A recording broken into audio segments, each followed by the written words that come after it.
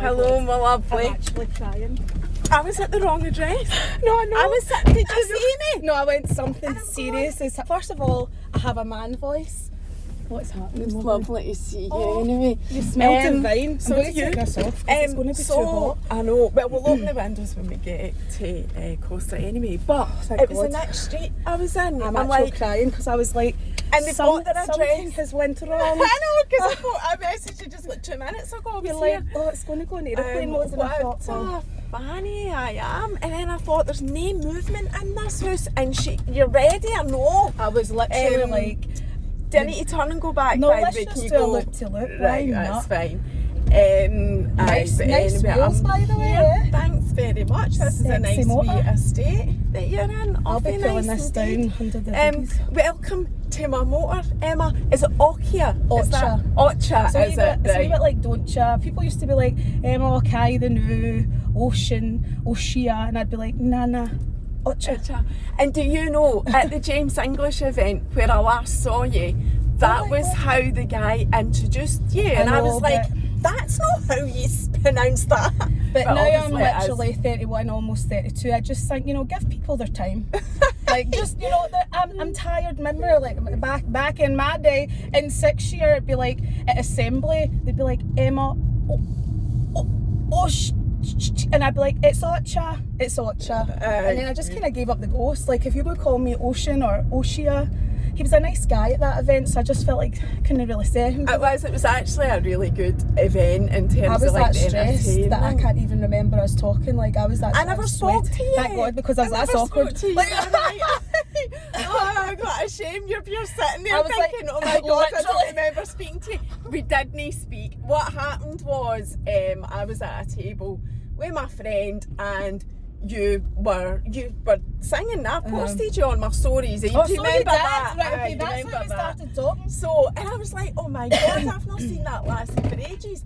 So I know you because, and then I proceeded to tell you this, I used to be, when I was more involved in Facebook, I don't really post on Facebook now, but I was part of your page, Find Your Fierce. Oh, yeah, is that right? Yeah, Find Your Fierce. It's still there. It is the brand. I know, and that's what your page is on Instagram as well. So it's definitely still a thing. Are you still doing the coaching? So I knew, like, I was thinking in my head, I was like, first of all, you're going to have to explain how the hell all this happened, because I get two types of people in this world. The ones that genuinely are in your corner and they're like genuinely interested in what you do, and then you get the other side of people who are like, yeah, you just kind of just do everything, don't you? And you're just like, but what are you really saying, Betty? What are you really saying? So let's just go back. So my background is musicianship. So I've been a musician. You're an amazing singer. Oh, thank you. I always get so awkward when people say it. I'm like, oh. So, because people don't get that, because I did Sister Act and all that, they don't believe that I've got the worst stage fright known to man. I have the worst stage fright. I go deaf in one ear. I absolutely hate being in the spotlight. Which brought me to what I did now, which was pushing other people into the spotlight. So the musicianship thing was weird. I wasn't tap dancing from the age of 2. I didn't have the luxury of that. My mum was a single parent. And money was I came the right way. Yeah. Aye, right. Straight down this way. Your mum was a single parent. And so money wasn't like passive income and things like that wasn't really a luxury we had, which a lot of people grew up, didn't have a lot of money and didn't have that privilege. But so I didn't have and I didn't show any kind of interest in it. It was something that was really sacred to me, and obviously I know that now, that terminology now. When I was younger, I would grow up listening to Martha, sorry, don't even know what I was trying to say there.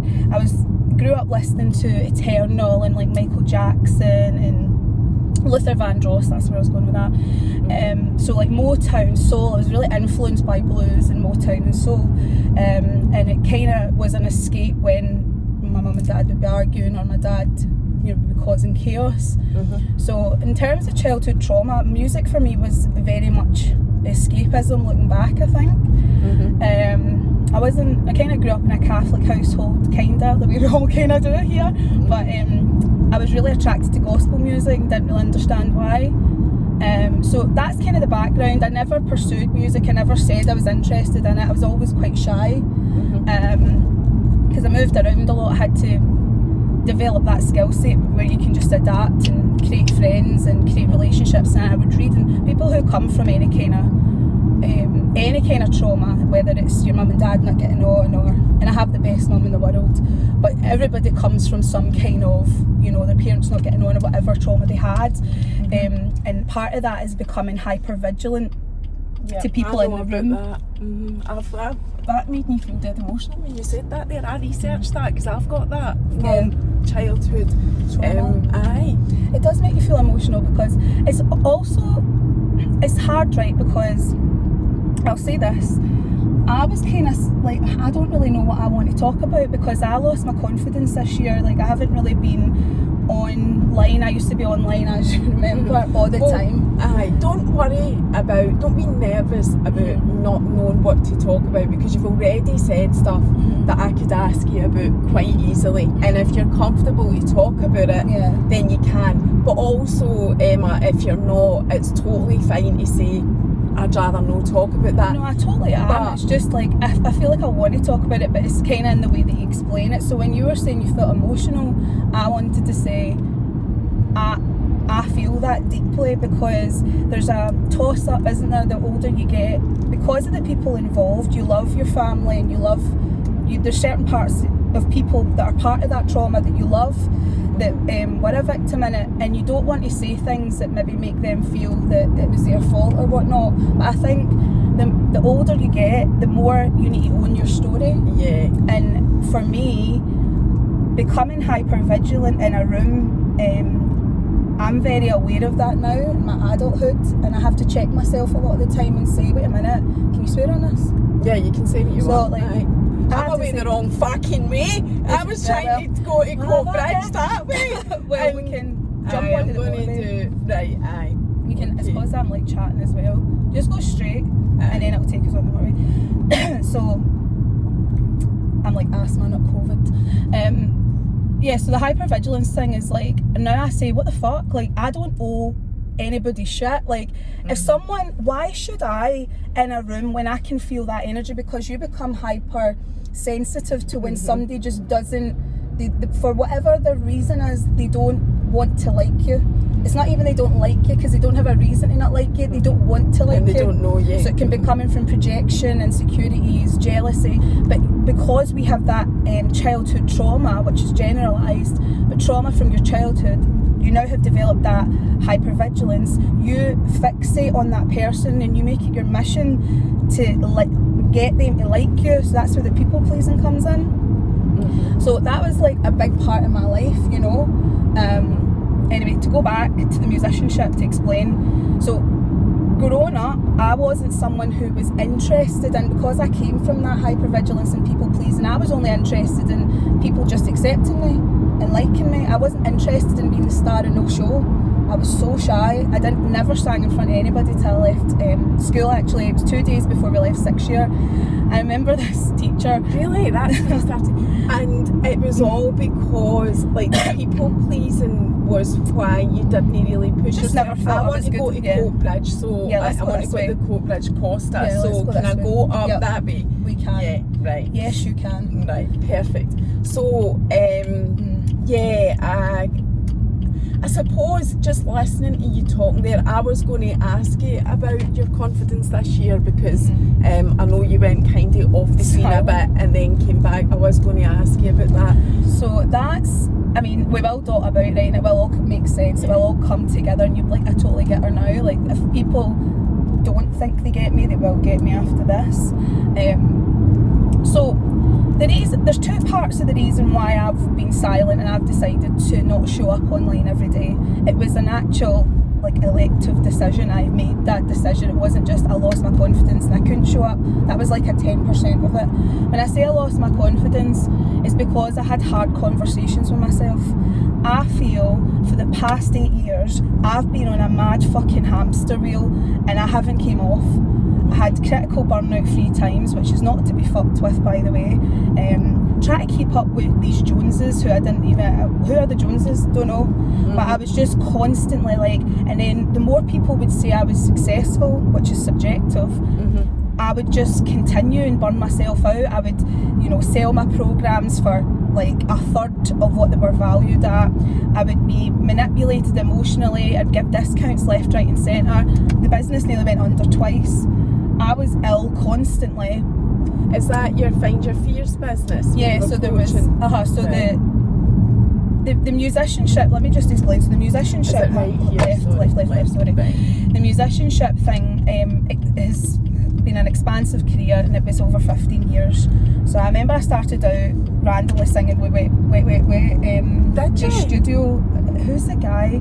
And then you just basically, you're wanting to go round this roundabout. Me giving directions, hilarious. Why? The blind leading why the blind. Why did I suddenly feel like we're in one of those racing cars, like Colin McRae? Like, you're just going to go round here. I don't know what I'm talking about. I always get the fear at roundabouts. I'm like, I know, right? No breath.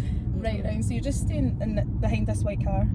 Okay. I know it's weird, but trust the process. This is quite a new road. And then you just go right round, and you stay in this lane, and then we come off at the Edinburgh Glasgow bit.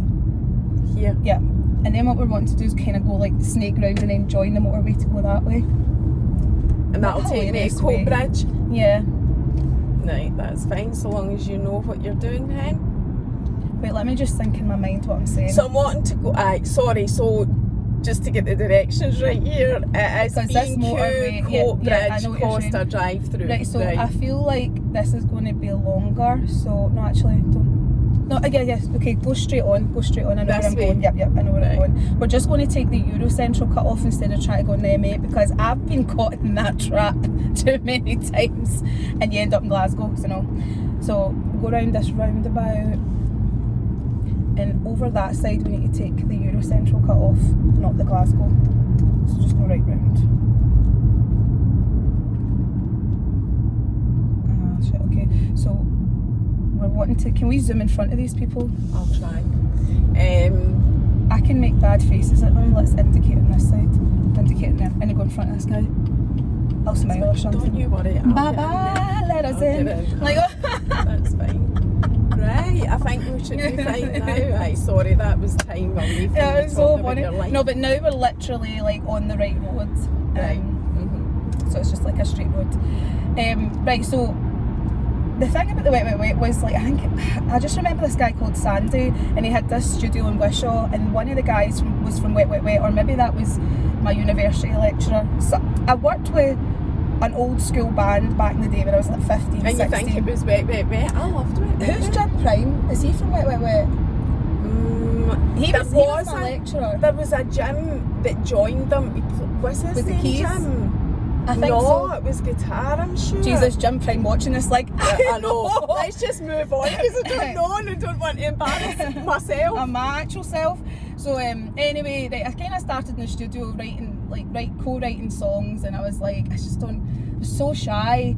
And then I sang a bit with the La Fontaines as well when they had started out, did a bit of recordings with them. But then I just didn't think I had what it takes. So you stay in this lane and you're just going right round, like just stay in this lane. So you had a massive confidence issue. Oh, from the get-go. I just never thought, because see the thing is, see with like a big voice, like a soulful voice, if it's not, if you're not coached like, see the people that grew up in the church, you know, in America, and they've got the gospel, like Whitney Houston grew up in New York in the church. You learn, you hone your graft, your talent, you hone your skill set, but not in an egotistical way. This is my issue with the music industry, and specifically musical theatre, is that I feel ego is so much in the driving seat, and I can't stand that. For me, music is sacred, music is universal, it's a language that we all understand, it's nostalgic. You know, you put on brings back so many memories. You know what I mean? Blackstreet or End of the Road. You get folk that go straight to a memory of a loved one that maybe isn't here anymore, or a romance that they had that they lost. It's something like, it doesn't have to be sad, but it's universal, and I'm not interested in anything egotistical. And I always stood out like a sore thumb because I didn't fit in, because I wasn't like, look at me. So I just basically pretended that I was like, you don't like singing, you need to get on with it. So I went and studied business at uni. I tried to cut it out of my life, like completely ignore it. Like I just tried to pretend it was something that wasn't, but it was like a deep passion of mine.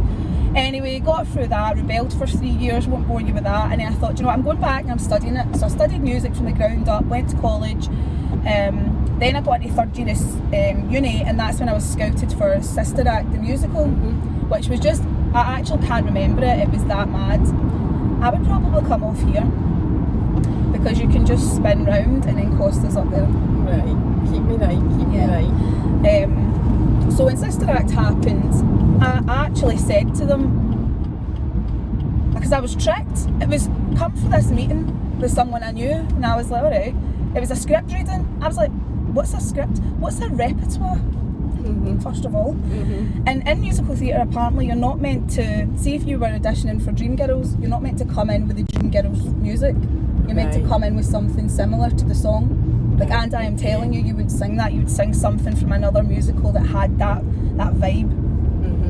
And I did not understand any of this. Like, I didn't understand. So I came in, read the script like this, and sang some Beyonce song and was like, I need out here. And I seen people getting sent away, and I went, don't be sending them away. I'm not doing this. I says, I'm not doing this shit. I says, I can't act. But what's hilarious is I looked like I was actual Dolores. Like, I actually looked like, if you think about the character being like, I ain't doing this, it was me.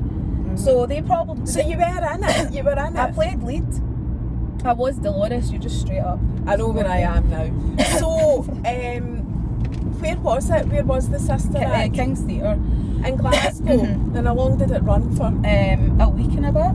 Right. But it was like 3 shows a day. And was that a turning point or impactful? It was mad because I made a decision in that moment, because I was living in Glasgow on my own and had a horrific flatmate, and I was at that time, before I got Sister Act, I started a Motown band for a university project, and that's how I started to be known as the Motown kind of girl. Right. So I started Motown bands in Glasgow, and I started running Motown shows. Got in with a fantastic club in Glasgow. It's closed now, called Swing. It was underground.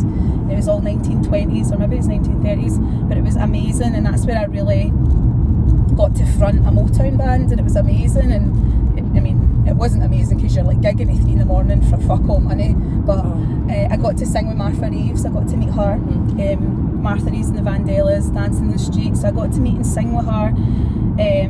After Sister Act, I didn't understand that, and this was another thing that's hilarious, right? No one told me when you come out the stage door, folk are going to be waiting with like for your autograph. And I was like, eh? And they were like, oh my god, she's Scottish, she's not American. And I was just like, I've let everyone down. I just feel like I was in a complete like haze. And because that was so traumatic, I actually can't remember a lot of it. So to put it into perspective, say there was 40 scenes, I can't mind if this is true, right, but say there was 40 scenes, I was in everything maybe bar one. And for somebody who doesn't come from that background, to learn to learn lines to that degree, to act, I mean, the 2 first opening songs, the score, the height of the song, what it demanded on me vocally in terms of stamina was insane. If you look at Alan Menken's Sister Act, the first 2 songs, it's insane.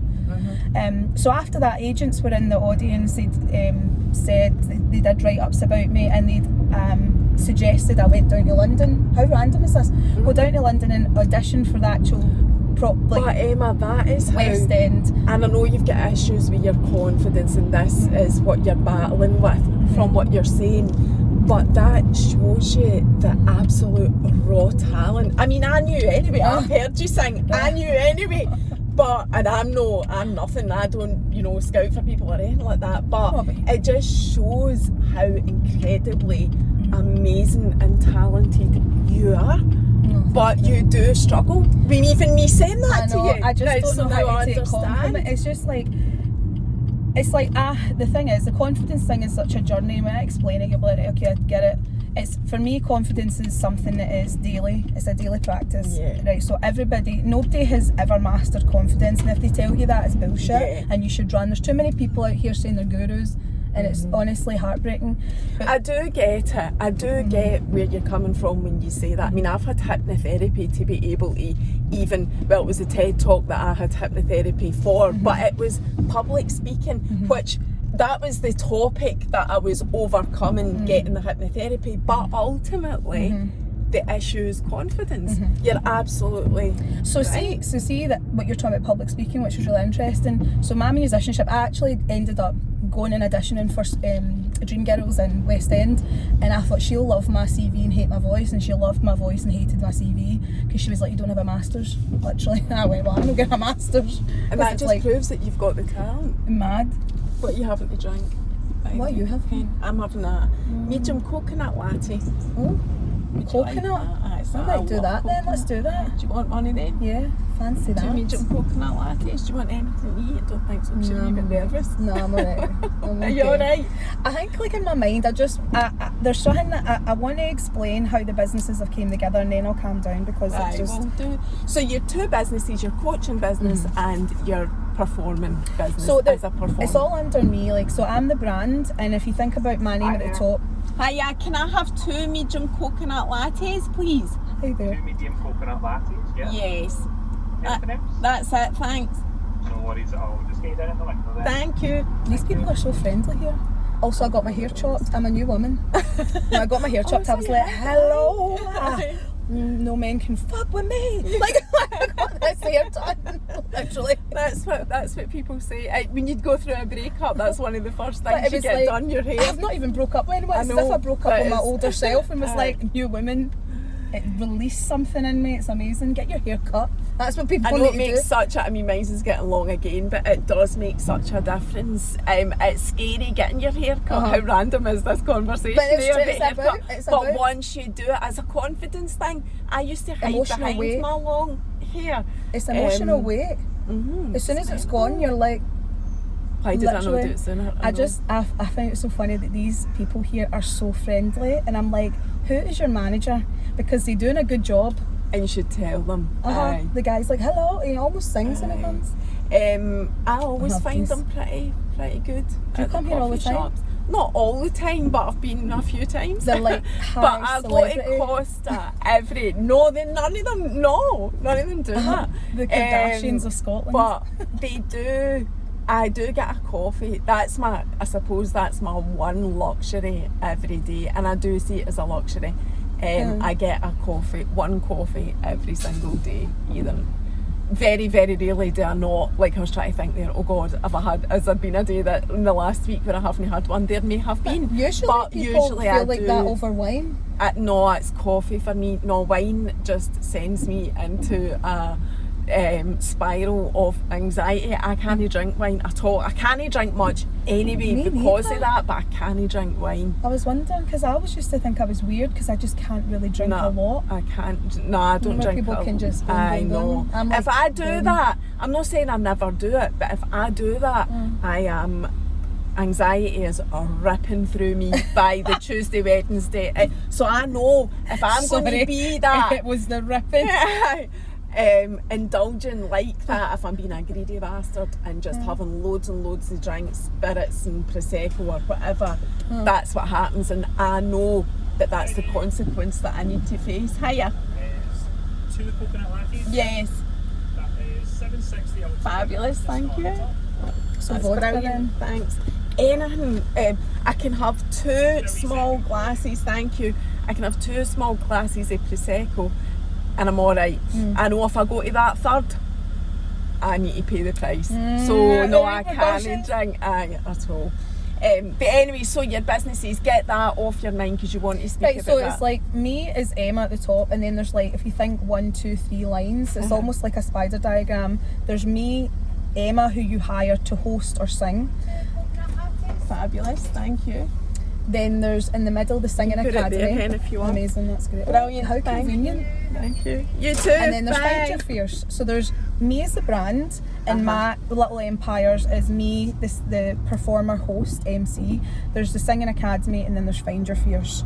Now, how those all come together is me being a musician, I ended up going and getting my damn masters, by the way, at the top third music school in the world at the time, which was just hilarious. The Royal Conservatoire.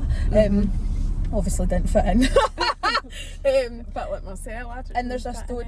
Well, listen, that's great. You fit in. We don't want to fit in. Do you want your window down a wee bit before I put the engine off? No, okay. You're right. I'm keeping mine down anyway. I'm fine. Can I have some of this? Because honestly, my you can voice drink is away. like. So yours is 3 businesses. Didn't start out like that. Like, I was a musician. That was my bread and butter. Always lived hand to mouth. And I was like, fuck this, man. I don't want this life. For someone who came from nothing in terms of finance, how have you led a life where you're still hand to mouth, fucking worrying about money, making yourself ill over money? Your whole life revolves around having no fucking money. But you're working your arse off. I worked my arse off. I'd work 3 jobs. I'd do uni. I'd sing at night. How could I still be skint? Explain to me. So started to get this entrepreneurial bug, and I thought, so when I'd done my masters, you're promised all this shit, right? People pay a lot of money over in Canada and Singapore. They pay nearly £80,000 for the year. So I didn't pay that shit. I was like, I'm from the ghetto. I know that. I was ticking a box. But so I just felt after the masters, you're just kind of like meh. And I thought I was broke, and I thought, fuck this. This is a defining moment in your life where you need to make a decision. How are you going to, not that my mum expects this from me at all, right? Because I'm not responsible for my mum, but I wanted to create a life for my mum that she would never get. She worked her arse off, you know what I mean? I remember waking up and she'd have to be on her second job. She worked very hard. I thought, I want my mum to experience luxury in life, quality of time, stuff that I couldn't even really explain, but I always knew from a young age that I would do it, didn't know how. So the older I got and I wasn't doing it, it was pissing me off. And I thought, nah, you're just a failure. This is just a dream. You've always been a dreamer. All this shite talk. So when I came out of my masters, I thought, fuck this. I'm not waiting on somebody validating me and telling me here's your dream job, because this is what everybody waits on. There ain't someone chatting the door and going, because you've got this qualification. This is where I'm hypersensitive, because see, if you know those people that are like, I've been on this course and I've been on that course. Have you, Mary? Have you? Has it worked for you? What the fuck have you done with it? Nothing. Right? Nothing. And because I talk so bluntly, people either love it or hate it. I also don't care, because this is the truth. I got to that point, that epic point, that grass is greener shite, and I was like, this is shit. How did I thought over here where the people, you know, only certain people can get to was going to be amazing, and it was shit. So I thought, well, how can I do it? So I started Fierce Arts Academy at the time, which is now the Singing Academy, and my goal with that was to cut out all the terminology, cut out all the shit, because what a lot of people do at that level of musicianship is they hide behind theory. That's it. You've got lecturers who haven't performed in over 25 years, I'm sorry, then you don't know what you're talking about. You can tell me what you did 25 years ago, but it's not on trend. So you sitting on your chair and judging people when you haven't done it. Unlike you, who was, I'm scared of doing my TED Talk, so let me go and do this thing, invest in this therapy, and let me do it. So in my eyes, I can respect you more because you actually have done something that you nearly shut out of. You know what I mean? But you've got people sitting behind. I've done loads of things I nearly shut out of, this being one of them.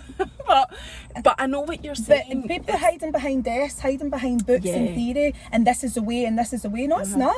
Because I was the one out. I was the one out gigging every night. I was the one out in the real world. I was the one out in reality. No, these people. Yeah. Lived experience, in my opinion, will always outdo any qualification ever. That's what I think, and I'm putting it out there. I do think. But obviously, we're not. Obviously, at a certain degree, a doctor, a surgeon, you know. Yeah, because you've got those people who are like, when am I keyboard warriors? We're ready the for you. The whatabouters. But just we're trying to say it in a way. Yeah. You're absolutely right with that. I'm not being, it's not a broad brush, but so lived experience, it's like me in the bank, right? I don't have a banking qualification, but I made it through all the ranks with learning as I went, applying You're myself, great at reading blah, people. blah, blah. So it was the people, I always say that, Mm-hmm. it was the people side of it that got me where I got to. But I know exactly what you're saying. There would always be the people with the qualification, you know, the degrees and the honours Right, well, or let's take whatever. the bank, right? So I don't know nothing about financial things, nothing about banks, but in my head, it's a business. Of right? course, aye. So it's a business structure. What if someone's wanting a loan? You need to convince somebody that they're worthy of that loan. They're going to pay it. You know, the person is trusting you. They're trusting you. So I always say that people forget what you say, but they remember how you treated them. And Yeah, I absolutely. also say nobody's buying what you're selling, and it offends Correct. people. No, you're But they're absolutely buying you. right. Correct. That this is why you either get absolutely scammed a belter because you trust that they're such a good manipulator, or you get somebody who's amazing because you trust their journey. That's why folk trust me, is because I thought it was a bad thing, by the way. People made me feel shit about how transparent I'd been in the beginning, because if you go way back and you look at all my content, how it evolved, I was too honest. But because I was too honest, nobody can ever say shit. Do you know what I mean? So people trusted yeah, it because they've seen me go from that to that to that, but all under the same umbrella. But then they've seen me get to Dubai and everything, which I'm getting to. So when I came out the Masters and I was like, fuck this, I'm starting the singing academy, my goal was like, how do I coach the how to? So ultimately, if you were to teach people how to work up the ranks in the bank, you would want to teach them the how to. You wouldn't want to waste time on the bullshit, because it's not transferable into the real world. It's theory, and I'm not saying theory isn't important, but theory is not enough. You need to have theory and action together. You need to have theory and tangible together, and this is what people miss. So you get all the time, you know, people shouting how they're an entrepreneur and how they run a business. I think they will come, and I just look at them and I'm like, and then they spit their dummy out the pram, and I'm like, I can't work with you, because you don't understand that it takes like years of graft. You can't be that privileged that you just think, and they're just going to come. You need to go out there and create credibility and fucking work and market and test the market. Do you know what I mean? So when the Singing Academy came around, I didn't know what the hell I was doing. I just thought, I'm going to just teach what I think I know, teach people how to make money. And very quickly, so I started doing all right with that, all right, because I didn't want to charge people what I was worth. This is the problem. Very quickly I would get people who weren't singers, non-singers, and they'd be like, see what you do on stage, I want to do that, but I don't want to sing. For a while I was like, I don't know what these people are wanting from me. But then it came round public speaking, and very quickly I seen the science, that I understood the science, how speaking and singing were correlating. How were they related? Like your eyebrows, sisters, not twins. So how is speaking and singing? Because it's your voice. Yeah, and it's standing up, and it's because singing, if you think about it, I'm bringing a group of people who don't know each other from shit, and I'm bringing them together, universal. They're coming together, they're celebrating, they're forgetting their shitty week. And speaking is the same thing, but in a different way. You're executing it in a different way. So I had to figure out how I could shift people's perspective in the corporate world. So I just was bold and I hired a couple of conference spaces in Nova Hotel, the Village Hotel. Obviously made no fucking money, actually lost money because I didn't know what I was doing, and it's expensive. So I hired it and just put it on Eventbrite and ran my first public speaking course, and I had like 12 in the room. Very intimidating. I had like 4 really big businessmen. I had one woman who'd been promoted into the boardroom, and she was the only female in the boardroom, and she was finding it hard to speak up. I had a young lawyer who literally bought her ticket 10 minutes before it started, and I had a couple of random people who just wanted to learn about public speaking. So that's where I was like, no, wait a minute, this isn't the Singing Academy, this is something different. So Find Your Fierce was born through public speaking. Right. It wasn't the podcast. Podcast came after. So there's that part of me. The musicianship is like my day one. It's like my day one. It's who I am. It's how I communicate, and it's what I utilise to bring people together and get them out their headspace. The Singing Academy is me coaching people into the music industry in a viable manner where they can make money quickly, safely and respectably, and I teach them the skill set. And now I've got clients in Australia, Dubai and the UK. and one in Canada. This is online. And then the Find Your Fierce is my passion.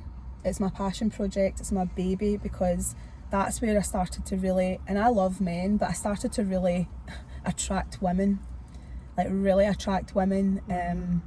Like women like me, but from all backgrounds, all ages, races.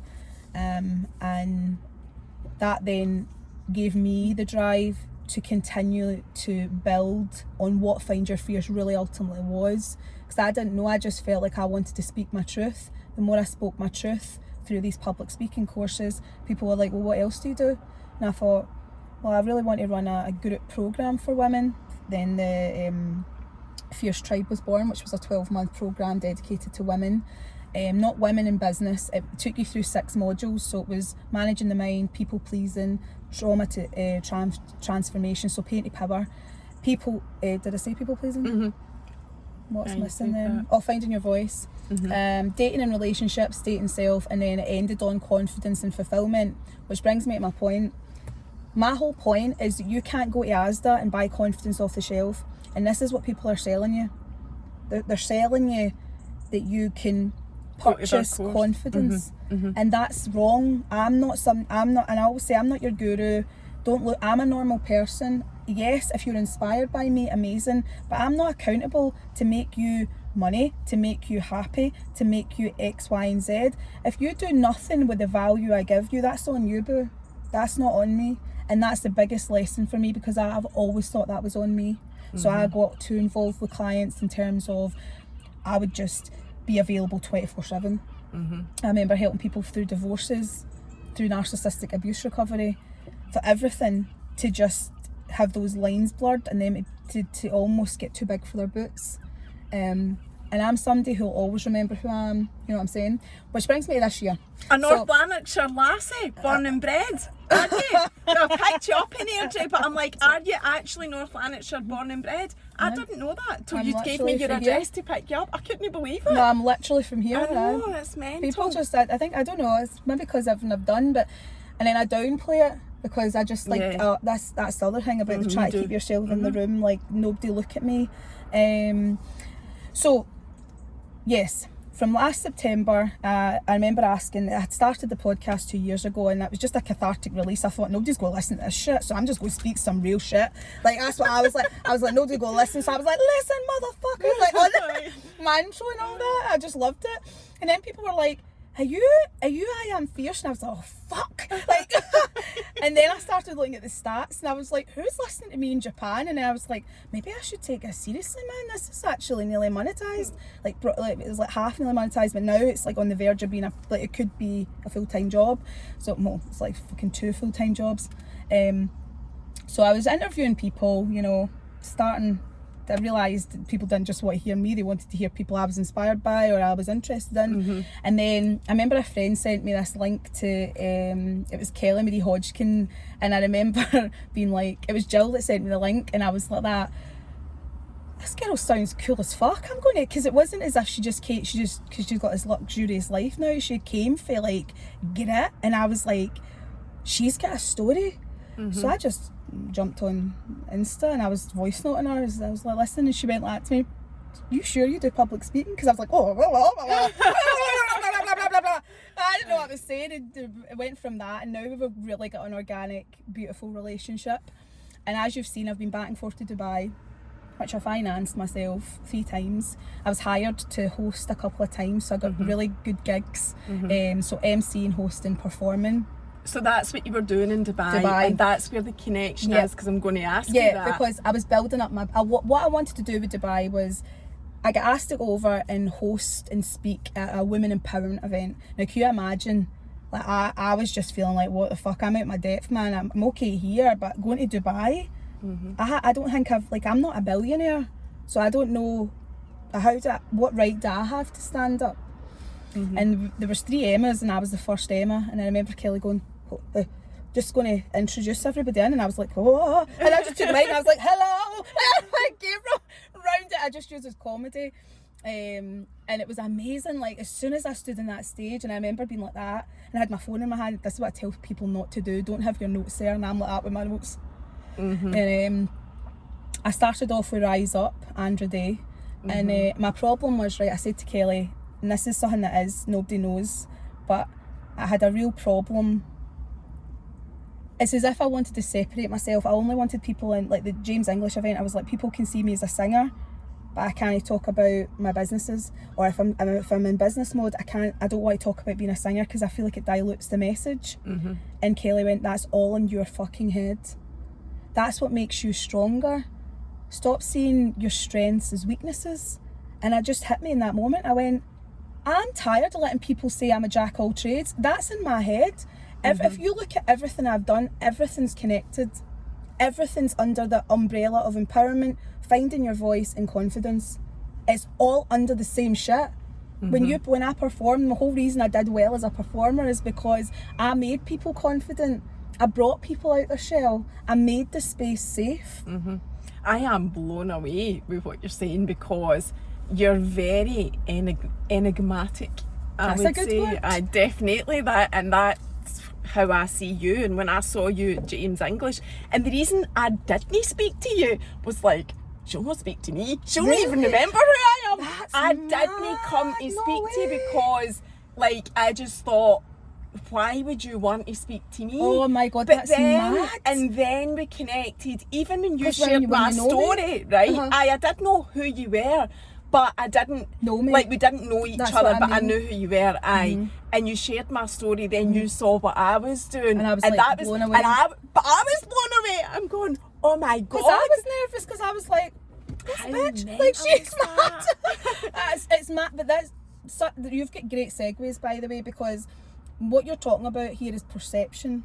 Yeah, absolutely. And it's like, totally. And this is why I felt this was important for me to do, because I'm always the host, you know, in a podcast. I'm always interviewing people, and I do, I guess, put on a front in a way, because I hide behind comedy all the time.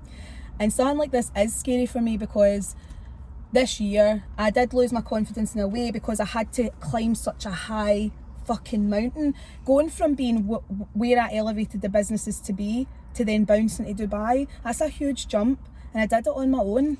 So of course I didn't lose confidence. I just needed to I couldn't show up because I had no energy. Like, I actually feel like if I could go back and say, Emma, this is how hard this expansion to Dubai is going to be, I'd still do it because I'm a crazy bitch. But like, I would have struggled to go forward with it, because this has been the hardest year in my life. It's a big move, and just to let people so many understand. People. Oh yeah, you do. You do anything. The minute you project yourself a wee bit further out there, which isn't easy to do, you immediately lose people. Immediately. So yeah, I do know about that as well. So see that Dubai thing, was it this opportunity through the lady that you're talking about? What did you say her name was? Kelly Marie Hodgkins. Yes. She's like a serial entrepreneur from a wee bit. She's like Jill. Like, Jill was like, obviously Jill's done amazing, right? But in terms of Kelly, like, it was literally Jill sent me a link, and I clicked on the link. You know when people send you things, sometimes you click on them, sometimes you don't. But something made me want to click on it. I listened to it. When I heard her story and where she came from and what she's created and how she's changed her life, I thought, there's something about this woman that I can really relate to, and I'd like to know more. And it pushed me out my comfort zone with the podcast to reach out further and interview people that I had no affiliation with and that wasn't safe. So when Kelly was like, I really love this idea of women empowerment, what about running something? And we just kind of created this idea, and then next minute I knew I was on a plane. To Dubai. And now you've been given an opportunity. I don't even know what it is, so you'll need to tell us. So what actually has happened, there was no opportunity. So what I'm saying is, for the past year, I was just basically flying over, getting hired to do some hosting work or performing, but what I was utilising that for was networking. Right. So I was getting my name out there, I was spending more time with different coaches, I was speaking at more events, I've got fantastic friends over there now. Like, I'd honestly say I feel like I don't have any here, like, really, like, anymore. It's very lonely here, and that's not to sound sad, but it has been shit. And I think the older you get, you do lose friends, but to go through something like this, and like, oh geez, like, people that I thought would be in my life forever aren't. It's been hard. And also I went through a really horrific narcissistic abusive relationship over the past 5 years. But anyway, that aside, it has been hard. So the Dubai thing wasn't something that I was like, I'm going to Dubai and I'm going to fucking make it. When I went to Dubai, it was just a trip. I was going over to speak at a women empowerment event, and what it was is what it was. What came from that? I mean, I had women coming up to me going, okay, so what else do you do corporate events? And I'm going, and I'm thinking, I don't fucking have that done. I don't have that course wrote. I don't know. I need to create that. So that's when I started working with hosting and tech. I started investing in hosting sites like Kajabi, which are very expensive, and I'd create big programs from scratch, which take fucking so long. And then I remember I met Cheryl, and she's part of the deaf community, but she has the implant, the cochlear implant, I don't know if I said that right, and she felt that no one was making their events inclusive for the deaf community. So I rewrote my full 12-month programme, captioned it, worked with Veed, worked with her, and now she's working with other businesses and helping them become inclusive. So I'm proud of being a leader in that way, and even saying that I'm like a leader, but I should be like, I'm a fucking leader, because I have really battled through people being shit with me and telling me like, oh, you're talking too much in your stories, or you're saying too much and you're being too transparent and you're getting too close and you're being too accessible and you're giving away your stuff for free. And yeah, some of that was mistakes, but what it has done is it's created such a transparent community and such a strong, loyal following. So you might look at my Instagram and go, she's not really got that many followers now, but when I'm on TikTok now and what I see with the algorithm and my following and Instagram in terms of DMs, I'm DM'd every day. Like, so I'm really proud of what I've created. Find Your Fierce, for me now, being back and forth from Dubai, my mission, and you see this a lot with Dubai businesses, they're really strong on missions and goals. But my mission is to be the standard, like the best personal development brand in the world. So you're going to Dubai to pursue that brand of your own in Dubai. When do you go? Is it next month? The 3rd week of September. Right, yeah, so a month's time, that's the 23rd of August. Aye. So you're basically going to build your business there via but just you've already set a foundation with the network that you've set up. Everything's there. I know online. nothing about Dubai. So you do it. So I basically online. want to be based in Dubai, and I want to create, because I feel what you can do here in 10 years, you can do in Dubai in 2. So, and it's, you know, I met fantastic women, and this opportunity specifically is to work with this recruitment agency who, she just has such a similar story to me, and she loved the fact that I was an entrepreneur, and created like a hybrid role for me, and I just felt that was the best move for me at that point. But when I tell you I risked everything to make Dubai work, and that's nearly coming up to 12 months of just solid graft. So I had to step back from being online all the time because I didn't have the capacity, and I'd also didn't have the passion. I needed to reconnect. But why the fuck am I showing up? Like, because it does need to come back to you in finance. It does need to come back to you in energy and time. We've got 10 minutes left, and I want to ask you about the confidence thing, right? So you've explained yourself and everything you wanted to say about your businesses. It was important we got that out first. But I wanted to speak to you about the confidence, because even from a personal point of view, we do live in a man's world, right? That's how I feel. Misogyny? Yes. Coming from banking, 19 years in banking, I have had first-hand experience for a very long time of being led by a male-led business. Now, I know there's businesses out there that are female-led. I know all of that. But in recent times, even more so, I feel it's magnified post-COVID, that we're kind of going back the way a wee bit in terms of women and rights. Well, exactly, and we know the facts, right? So I'm starting to feel that wee knock on my confidence. You know, putting it in layman's terms, I'm feeling a bit knocked. I'm feeling like, oh my God, I'm this woman, Outspoken. putting myself out there, and I'm like you, I attract women. I do think there's a reason for that. Mainly, I have got male contacts as well, but predominantly my page is 93% women. 93, Specific. right? So confidence, I think, for women, I'm not saying men don't suffer from confidence issues, that's not really what I'm talking about. I'm just It's talking okay about to being talk a about you woman. right now. Yeah, You don't I'm need just to. talking about being a woman and putting yourself out there in any walk of life, whatever you're doing. I think it's a challenge. I think it's hard to do that. It's very hard. So you've just been on a confidence journey, and I was wondering if you could just tell us what that was like and how you managed to build your confidence, the fall and then the rise again. Basically, you need to almost burn to the point of death, and then you come back like a fucking phoenix. And that's me in a nutshell. Like you need to stop thinking there is some kind of fucking process. Everything is subjective. And the more that you think, the more you give other people the external. So this is the way I always try to give analogies, right? So this is the innate. This is within me. This is what I can control. This is all I can control, which is hardly anything. So everything I can control. Unfortunately, we constantly focus on the external. So we're hardly ever focused on the innate. This is divine power. Now, this is divine power. I'm not religious, I'm pretty spiritual. This is divine power. I know this because I was fucking pessimistic. Oh, I don't have money, I don't have this, everyone's shit. This is divine power. The reason I know that is because I've changed my life. This, what you can control, well, if you just focus on it, this will change your fucking life. But you don't. You waste time looking at all this shit that you have absolutely no control over, which is just so fucking arrogant if you think about it. That you think you can control all this thing. So to answer your question is, drop everything, all the balls you have. I know it's scary, drop everything and ask yourself some really difficult questions. Does this person make me feel happy when I leave them?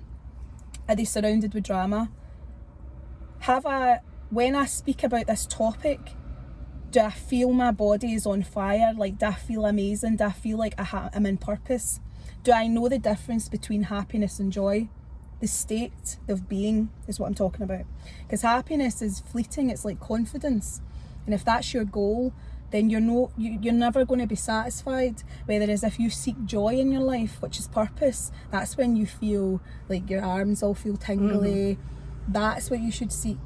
So I feel like people really need to ask themselves difficult questions. Stop fucking lying to yourself. Stop settling for shit. You know how that woman that says when you sit in shit too long it stops stinking, stops smelling? That's the truth.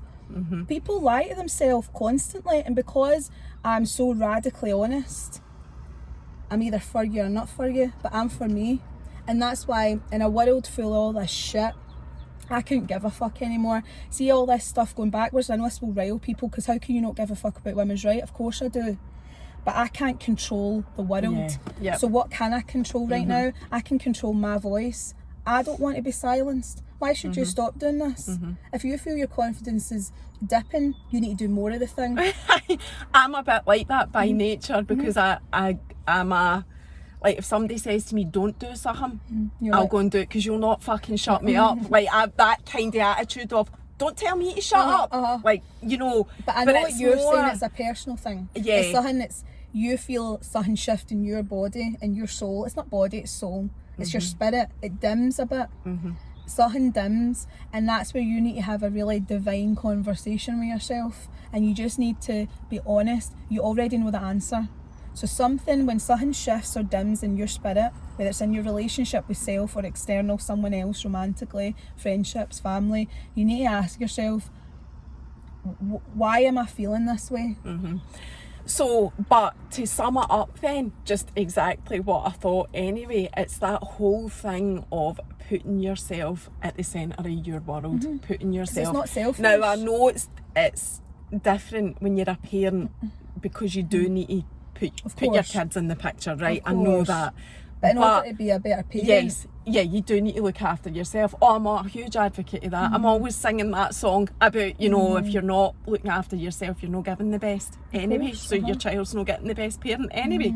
So no, I agree with that. So it is about letting go of the shit, and the way that I see that is friendships, relationships, things that you're doing that aren't serving you, whatever, you know, actually being really fucking brutal. So yes, but can I ask you a question? So see, when you were talking about how things are going back the way and you felt your confidence dipped a little bit, if I was to ask you a direct question, what is your biggest fear?